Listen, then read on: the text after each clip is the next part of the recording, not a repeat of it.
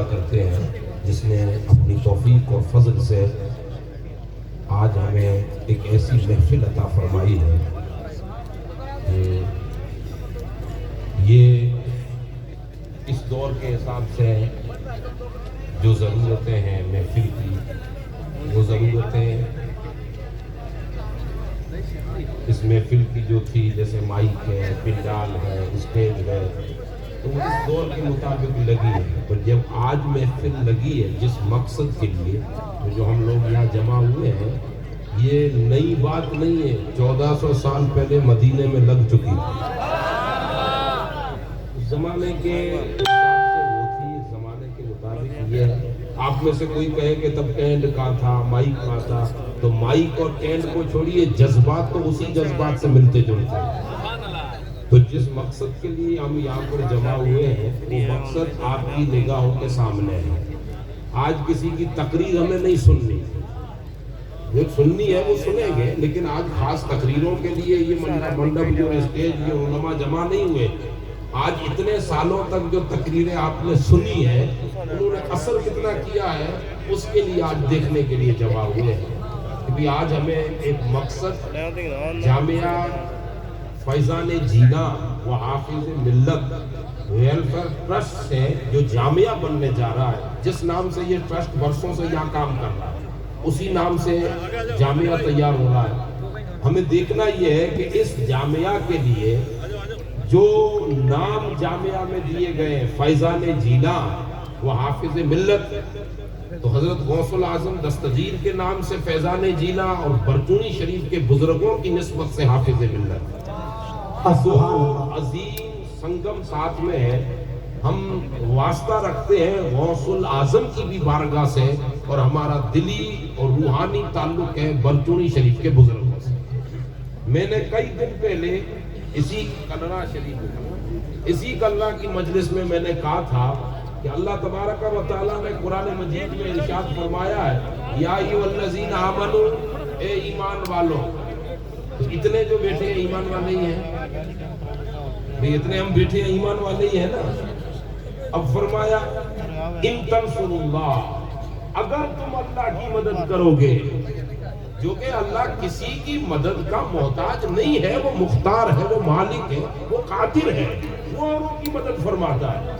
لیکن فرمایا اگر تم اللہ کی مدد کرو گے، معنی یہ ہے کہ جب جس وقت بھی دین کو ضرورت پڑے اور کوئی مومن اگر دین کی مدد کرے تو سمجھ لو اس نے اللہ کی مدد فرمایا اگر تم دین خدا بندی کی زمین پر مدد کرو. اچھا، ایک اور مقام پہ قرآن مجید میں یہ بات کہی ہے کہ دین تو غالب ہو کر ہی رہے. جو دین پاک مصطفیٰ ہے وہ تو یوں ہی رہے گا، چلے گا اور غالب رہے گا. مثلا جو کام لے کر حضرت پیر صاحب قبلہ یہاں پر پلودی میں جو ایک عظیم پروجیکٹ ہمیں دے رہے ہیں، یہ تو ہوگا، بنے گا انشاءاللہ العزیز. لیکن قرآن فرماتا ہے مسلمانوں، تم مومن ہو تو چانس اپنے ہاتھوں سے جانے مت دو. اور میں نے کہا تھا یہ گولڈن چانس ہے ہمارے لیے، آپ ہاتھوں سے جانے مت دو. قرآن کا وعدہ ہے کہ اگر تم دین کی مدد کرو گے تو بدلے میں اللہ تمہیں دو چیزیں عطا فرمائے. تم نے مدد کی ہے، اگر دولت ہے تو دولت کے ذریعے، وقت ہے تو وقت دے کر، عقل ہے تو عقل دے کر، جس کی جیسی کیپیسٹی وہ اس کے مطابق دین پاک متین کی مدد کرے. قرآن فرماتا ہے تم دین کی مدد جس اینگل سے اور جس چھیتر سے مدد کرو گے، بدلے میں اللہ تمہیں دو چیزیں عطا فرمائے گا. ایک، اللہ تعالیٰ تمہاری اس دنیا میں تمہاری مدد فرمائے گا. تو مدد کا بدلہ مدد ہو گیا. تم نے دین کی مدد کی، اللہ نے تمہاری مدد فرما دی، وہ اپنے فضل سے مدد فرمائی. فرمایا ایک بات تو مدد کے بدلے مدد ہوگی، اور دوسری بات یہ ہے وہ ثبت اقدامکم، اور جس زمین کے خطے پر تم رہتے ہو. ابھی حضرت مولانا خالد مفتی خالد ایوب صاحب آپ کو بات سمجھا رہے تھے کہ حالات اتنے تیزی سے بدلے ہیں کہ ٹوپی داڑھی دیکھتے ہیں تو تھوڑا شک کی نظر سے ہمیں دیکھا جاتا ہے. لیکن ہاں یہ بات حق ہے، قرآن فرماتا ہے تم دین کی مدد کرو، زمانے کے بدلتے حالات نہ دیکھو، تم ہواؤں کو نہ دیکھو، موسم کے بدلاؤ کو نہ دیکھو، لوگوں کی فکر و سوچ کو نہ دیکھو، لوگ ہمارے لیے کیا سوچتے ہیں، ٹوپی پہنے کہ نہ پہنے، اتارے کہ نہ اتارے، ان چیزوں کو مت دیکھو، تم میرے رسول کے دین کی مدد میں آگے بڑھتے رہو۔ جس زمین کے خطے پر ظالم ترش نگاہیں تمہیں اکھاڑنے کے لیے سوچتی ہوں گی، رب کہتا ہے تم دین کی مدد کرو، خدا اس زمین پر تمہارے قدموں کو جما دے۔ ہم دین کی مدد کریں، آٹومیٹکلی سوچ بدل جائے گا۔ پورے بھارت نہیں، پوری دنیا کی اگر سوچ یہ ہو کہ ٹوپی داڑھی دیکھ کے اگر ہمیں تھوڑی نفرت کی نگاہ سے جو بھی دیکھتا ہوا تھا اسے بھی ہدایت دے، قرآن کہتا ہے گھبرانے کی ضرورت نہیں ہے، تم میرے رسول کے دین کے وفادار بن جاؤ۔ یہ زمین کیا چیز ہے؟ اقبال نے کہا تھا کہ محمد سے وفا تو نے تو ہم تیرے ہیں، یہ جہاں چیز ہے کیا لوح قلم تیرے ہیں۔ واہ واہ واہ، ہمارے قدم زمین پہ جم جائیں گے، اور اس کے لیے حضرت پیر صاحب قبلہ نے اور پوری ٹیم نے ہمیں ایک موقع دیا کہ ہم اس موقع کو ہاتھ سے جانے نہ دیں۔ ابھی ہم سن رہے تھے نا، شادیوں میں ہم کمپٹیشن کر رہے ہیں، میتوں کے کھانے وغیرہ جو بھی یہاں سسٹم ہو اس میں کمپٹیشن کر رہے ہیں، تو وہ کمپٹیشن منع ہے، اور یہاں والا کمپٹیشن ثواب کا باعث بنے گا۔ ہمارے مفتی عبدالرحیم صاحب سے آپ سن رہے تھے کہ حضرت فاروق اعظم نے تبوک کے یہ ایسی پہلا موقع تھا کہ حضور بتا کر فنڈنگ جمع کر رہے ہیں کہ فلاں جنگ کے لیے جانا ہے، فنڈنگ جمع کر رہے ہیں۔ حضور نبی اکرم صلی اللہ علیہ وسلم نے اعلان فرمایا، حضرت عمر فاروق اعظم، اس وقت فاروق اعظم کے تجارتی قافلوں سے آمدنی اچھی تھی، تو مالی لحاظ سے فاروق اعظم ٹاپ پر تھے، اس وقت ان کو کافی فائدہ ہوا، اور ابو بکر صدیق اس وقت لاس چل رہے تھے، مارکیٹ جو کاروبار ہے اس حساب سے ابو بکر صدیق لاس چل رہے تھے، تو حضرت عمر رضی اللہ تعالیٰ نے یہ کمپٹیشن کیا کہ آج کے دن مجھے ابو بکر صدیق سے حضور پر مال خرچ کرنے میں بڑھ جانا ہے۔ یہ اچھا کمپٹیشن تھا، اس کو کہتے ہیں ثواب ہے۔ اچھا یہ تو کیا، گھر گئے، جتنا سامان تھا اس کو جمع کیا، جتنا تھا جو گھر میں تھا، گدڑیاں چار تھی تو چاروں رکھ دی، تکیے دو تھے تو دو، یہ چھوٹی سی مثال ہے، چھوٹی چیز ہے، پیالے چار تھے تو چاروں رکھ دی، گھر کا پورا سامان رکھ دی، اور سامان رکھ کر اس سامان کے دو حصے کیے۔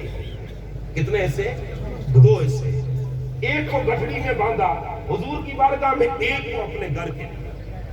اب گھر پر حضرت ابو بکر صدیق گئے تو جو کچھ تھا سب جمع کیا، پیالے جو گھر میں سامان تھا، آدھا نہیں پوری گٹھڑی باندھ لی، اور حتیٰ کہ گھر والے بیٹے بیٹیوں ان سے کہا کہ ایک ایک جوڑا پہننے کے لیے رکھ لو، باقی جتنے کپڑے ہیں وہ بھی جمع کر دو، اور جو زیورات عورتیں پہنتی ہیں سب جمع کیا، اور ایک گٹھڑی باندھ کر حضور کی بارگاہ میں تشریف لائے۔ اس سے پہلے حضرت عمر آ گئے تھے، حضور نے مسکرا کے فرمایا، عمر یہ اتنا سب لے کر آ گئے، گھر والوں کے لیے چھوڑا کہ نہیں چھوڑا؟ تو حضرت عمر نے مسکرا کے فرمایا، ہاں یا رسول اللہ، آدھا مال چھوڑ کے آیا۔ اب یہ بات سب نے سنی، حضور نے پوچھا، تھوڑی دیر ہوئی تو ابو بکر صدیق تشریف لائے، ارے اپنے تن کا جبہ بھی حضور کے قدموں میں اتار کے رکھا، اور ایک چادر اوڑے ہیں، ببول کے کانٹے لگے ہیں، وغیرہ وغیرہ لے کر آئے۔ حضور نے مسکرا کے فرمایا، ابو بکر جو سوال عمر سے وہی سوال ابو بکر سے، گھر والوں کے لیے کچھ چھوڑا کہ نہیں چھوڑا؟ یہاں پر ایک عقیدہ ہمیں، ابھی کیرل کے حضرت کہہ رہے تھے کہ عقیدت وہی رکھو جو 1400 سال پہلے رسول اللہ اور صحابہ نے عطا فرمائی ہے۔ سائنس بدل سکتی ہے، لوگوں کی سوچیں بدل سکتی ہے، لیکن جو عقیدت، جو نظریہ اللہ رسول کو ماننے کا اللہ رسول نے عطا فرمایا ہے وہ کبھی بدل نہیں سکتی۔ وہ دین مکمل ہو چکا، دین میں ہمیں واری پھیری کرنے کی اجازت نہیں ہے۔ تو حضرت رسول اکرم نے فرمایا کہ ابو بکر گھر والوں کے لیے کچھ رکھا کہ نہیں رکھا؟ تو حضرت ابو بکر مسکرا کے کہتے ہیں، یا رسول اللہ، بقیت اللہ و رسولہ، گھر والوں کے لیے اللہ اور اس کے رسول کو چھوڑ کر آیا۔ گھر والوں کھڑے حضور کے سامنے، یہاں حضور کے سامنے، یہاں پر ایک عقیدت کی بات کہہ دوں کہ ہم جو یہاں سے سلامی پڑھتے ہیں نا، یہ سمجھ کر نہیں کہ حضور مدینے میں ہے، ہم تو عقیدت سے جانتے ہیں کہ یہ تو ابو بکر صدیق نے عقیدہ دیا۔ اللہ رسول کو چھوڑ کے آئے، باقی سب لے لیا۔ حضرت فاروق اعظم آگے بڑھے اور ابو بکر صدیق کا ہاتھ پکڑ کے کہا خدا کی قسم ابو بکر تجھ سے کوئی خرچ کرنے میں دین پر بڑی نہیں سکتا۔ یہ اصل کمپٹیشن ہے۔ آج ہمیں اللہ نے ایک موقع دیا جس کی جو کیپیسٹی ہے، یہ نہ سوچے کہ پھر میرا کیا ہوگا، وہ وہی سوچے کہ اللہ اور اس کے رسول کافی ہے۔ ہمیں ایک موقع دیا ہے، اللہ تعالیٰ خرچ کرنے کی ہمیں توفیق عطا فرمائے۔ اور میں نے کہا تھا اس کرنا کی تقریر میں کہ ہمیں دیکھنا ہے 9 تاریخ کو کہ اہل پھلودی میں ہمت کتنی ہے۔ اور آج تو کچھ سے کافی ٹیمیں اور گجرات اور مہاراشٹر کے لوگ بھی آئے، وہ تمہیں چیک کریں گے کہ تم میں ہمت کتنی ہے، ذرا چیک تو کریں کہ ان خود میں پاور کتنا ہے۔ اور یقین اس دن پیر صاحب نے لقمہ دیا تھا کہ انشاءاللہ پاور ہے، ہم دوسری جگہ دے تو ٹھیک ہے، امید ہے کہ پھلودی خود ہی اپنا کام کر کے دکھائے۔ آج دیکھنے کا موقع ہے، میرے کہ جو دے گا دین کے کام میں ویلکم ہے، لیکن آپ کو ہمیں دیکھنا ہے کہ جو اتنا بڑا پروجیکٹ حضرت پیر صاحب قبلہ یہاں لگا رہے تو برا آپ میں ہمت کتنی ہے۔ اللہ تعالیٰ ہمیں توفیق عطا فرمائے اور راہ دین میں خرچ کرنے کا جذبہ عطا فرمائے۔